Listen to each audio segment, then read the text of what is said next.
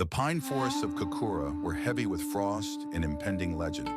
All of Japan whispered of the coming dawn, the duel between the untamed genius, MiyamotoMusashi, and the flawless virtuoso, Sasaki Kojiro, on the lonely shore of Ganryujima. While Kojiro, in a distant temple, performed his final meticulous kata, and while Musashi drifted somewhere on the dark water, a different drama unfolded in a snow-silenced village at the mountain's base.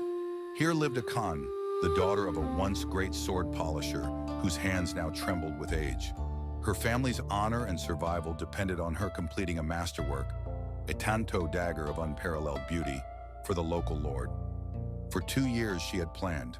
Her sketches were perfect, her metallurgy notes exhaustive. She had gathered the purest iron sand, built the ideal clay forge, and waited for the perfect alignment of season, weather, and her own spirit. The blank steel, the Tamahagan, sat wrapped in silk, a sleeping giant of potential. And every morning Akane looked upon it, felt the crushing weight of its perfection, and did nothing. She would instead refine the plan. The perfect act, she believed, could only spring from perfect preparation. One evening, as her paralysis reached its peak, she sought the village hermit, a bent old man who tended a forgotten shrine. She spoke of her fears, her plans, the glorious vision in her mind that her hands seemed forbidden to manifest. The hermit listened, poking at a meager fire. "You have confused the map for the journey," he said, his voice like dry stones rubbing, "and you worship the idol of readiness. Come." He led her to his woodpile, handed her a blunt axe, and pointed to a crooked, knotty pine log. "Make me a bakken," he said, "a training sword, simple, crude. But this wood is flawed. The grain is twisted. My axe is dull. I have no proper tools for measuring balance," Akane protested. "Exactly," the hermit said. "Now begin." Frustrated but obedient, she hacked at the log. The work was ugly, violent, inelegant. Chips flew wildly. Her form was terrible. But with each strike, she felt something unlock. Not in the wood, but in her chest. The dull axe bit, the wood yielded, and a rough shape emerged from the chaos. It was lopsided, heavy in the wrong places, a thing of pure imperfection. When she finished, sweating and dissatisfied, she handed the crude club to the hermit. He weighed it in his hands, smiled, and said, "This contains more truth than your unwrought masterpiece. This is Shuchu Ryoku, concentrated power. It is power that can only gather in the motion of doing, never in the stillness of planning. You have communicated with the wood. Your perfect steel still refuses to speak to you." He placed the rough bakken in her hands. "Feel the heat your effort left in it. That is the life you gave it. A perfect plan is a cold, dead thing. Your fear is not a failure. It is of the sacred messiness of creation. You think Kojiro up there in his temple is perfecting his technique? He is polishing a mirror to admire his own reflection. He is preparing a performance. Musashi, wherever he is simply preparing to win. There is a universe between these two." The lesson seared her.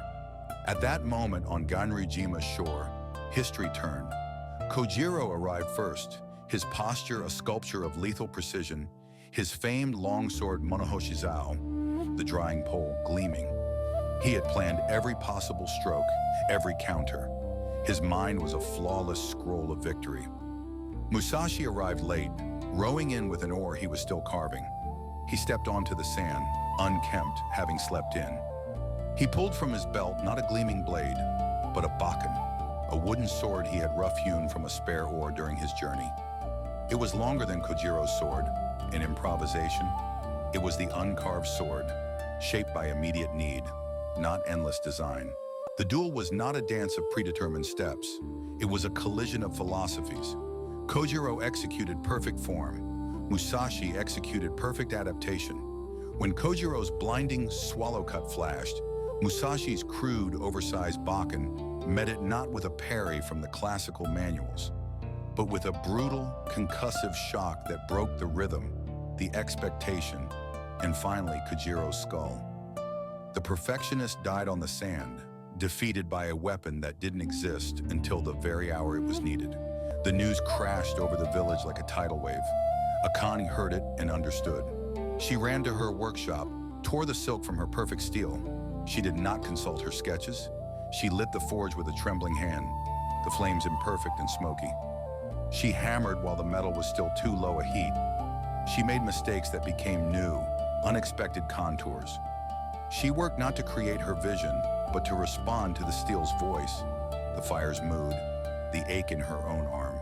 The work was a conversation, not a monument. Weeks later, she presented the tanto to the Lord. It was not what she had planned, it was better. It had a wild, living spirit in its curve, a subtle asymmetry that caught the light like a breath. The Lord held it and whispered, "It feels alive." The lesson for our age: we are all Akane and we are all Kojiro. We build pristine digital planners, color-coded routines, and elaborate vision boards. We research endlessly, waiting for the perfect Monday, the perfect quiet morning, the perfect moment of inspiration. We polish our imaginary swords, admiring their flawless reflection, while life's duel passes us by. This is the reverse method. The energy you seek is not in the planning, but in the ignition. The masterpiece is not designed and then built. It is discovered in the building. Do not prepare to write. Write the first bad sentence and the concentration will gather. Do not plan to train. Lace your shoes and step out the door, and the strength will find you. Do not design a perfect life. Live one imperfect hour completely and the path will unfold under your feet.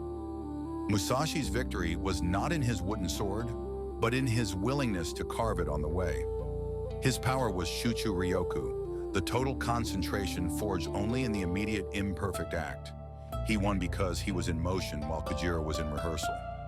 Your fear wears the sophisticated mask of a planner. Tear it off. Pick up your blunt axe and strike the crooked log. Start before you are ready. The first rough shape you create will hold more truth, more power, and more life than the perfect phantom that forever lives in your mind. The duel is now. Your opponent is not failure, but inaction. Arrive late, unpolished, and armed only with what you can shape today, and begin.